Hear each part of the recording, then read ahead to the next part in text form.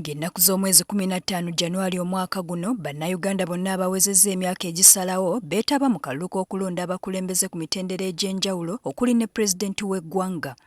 Olunaku luno, Dr. Lina Zedriga, amyuka Pulezidenti wa NUP mu bukiikakkono bw'eggwanga, y'omu ku baasiiba nga batalika anti yalina okukuuma akalulu ka mukama we n'ababaka bonna abavuganyiza ku kkaadi y'ekibiina omulimu gwe yakolera eggayaaza gy'asula. Ku lunaku luno olw'okukuba akalulu, ebyempuliziganya byali binafuyiziddwa naddala omutimbagano yafuna obubaka ku ssimu ye nga bumulabula okutta ku bigere olwo essaawa nga kyezijje ziwere 8 ez'emisana.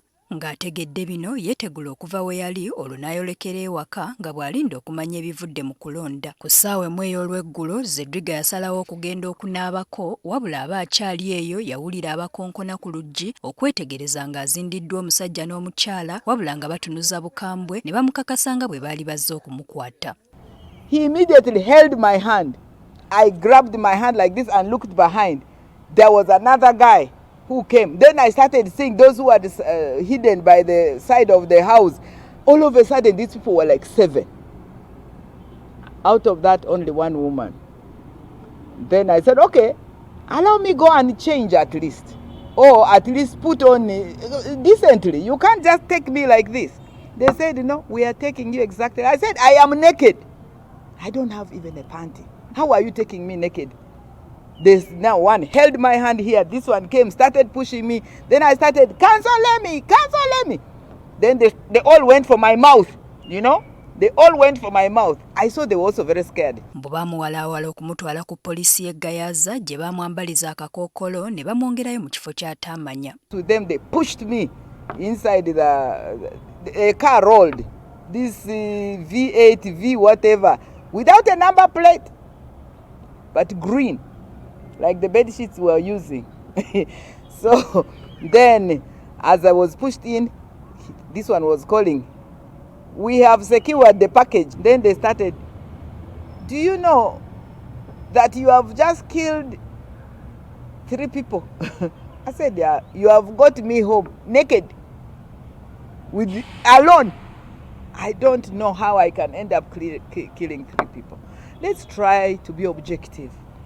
Even if they have trumped up things you want against me, why do you want to overthrow the government and stuff? Then we drove, somebody came where the vehicle stopped. I was still blindfolded and asked me why I don't want to work with Museveni and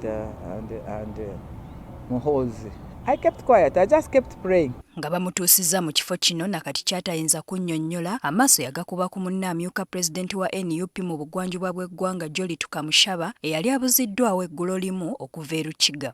When I saw Her Excellency, it was like we had just reported day 1, second term in secondary school. We screamed.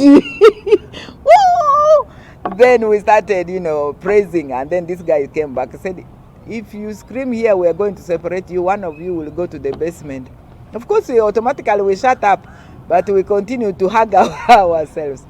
And then I saw that young lady, and I believe she used to be fat or big, because when she raises her hands, the skin is just here. Her names were Asia, Navinene. Yeah, we were 3 in the room. We found her there, and by that time, she was saying that was her 80th day. At first, somehow we were not comfortable, thinking that probably they have planted someone to hear what we would speak. So the first days were somehow not so free. But later we realized she had even much more pain than us because she had been there longer. Newankubadde baali basisinkanye mu bizibu, mbu naye emitima gyabakana.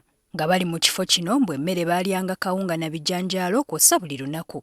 White posho, beans boiled, and we ate beans until she would hold her nose when she's eating them. Then I would laugh.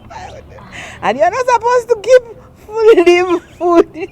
Ng'embeera ebasusseeko ko n'okubulwa eky'okuzzaako, amaaso baagazza eri omutonzi waabwe ne bakanya kusoma sappule. Mbu ng'ali eno waliwo we yalwalira n'atwalibwa mu ddwaliro, eno yasobola okwekkaanya eddwaliro n'abasawo ko n'abamu ku bantu be yali amanyi. From the curtains I could see Dr. Bata, Memorial Hospital where I had this operation earlier of hemorrhoids. So the doctor requested, a certain Dr. Judith, requested she can't examine a patient when this patient's face is covered. So, and she can't examine this patient when they're inside. So she remained there alone with me, but with another nurse in a military uniform written SFC. There is where I reached and I peeped, and we had reached that Bordeaux branch of. And my heart was like, now I began thinking of Eddie Mutwe. I was like, I think now the basement is closer to me. The guns that those guys had are not these common ones that we always see with police. Oluvannyuma yayawulwa ku munne Tukamushaba n'atwalibwa mu bitundu by'ataasooka kutegeera wabula yamala n'ategeera nti yali mu bitundu by'eggulu ku poliisi gye yakolera statement nga tannatwalibwa mu kkooti. I knelt down. I'm in a police station. I'm not in the military barracks. That for me was the biggest miracle. Zedriga ng'akyazuzumba n'emisango eggulu, munne Tukamushaba yali azziddwayo mu kkomera ly'Endolwa gy'aggyibwa okutwalibwa mu kkooti e Kabale ku misango gy'okukuma omuliro mu bantu batabuletabule ebyava mu kulonda. Ng'ennaku z'omwezi 19 February ono yasimbibwa mu maaso g'omulamuzi wa kkooti esookerwako e Kabale nate n'akkirizibwa okweyimirirwa. Abakyala bano bonna newankubadde baayita mu kugezesebwa kkono okusibwa bagamba nti emitima gyabwe sigikyukangako bakyatunuulidde ekirooto kya Uganda empya. Mu kaseera kano Zedriga yakolanga pulezidenti w'ekibiina era nga Tukamushaba tamuva ku lusegere ng'omu ku bamyuka baalina okukola nabo kyokka nga kati amaaso bagatunuulizza kyakununula munnaabwe Muwanga Kivumbi amyuka pulezidenti wa NUP mu Buganda eyasibwa olw'emisango egyagoberera okulonda. Helen Otaga, NTV Akawungeezi.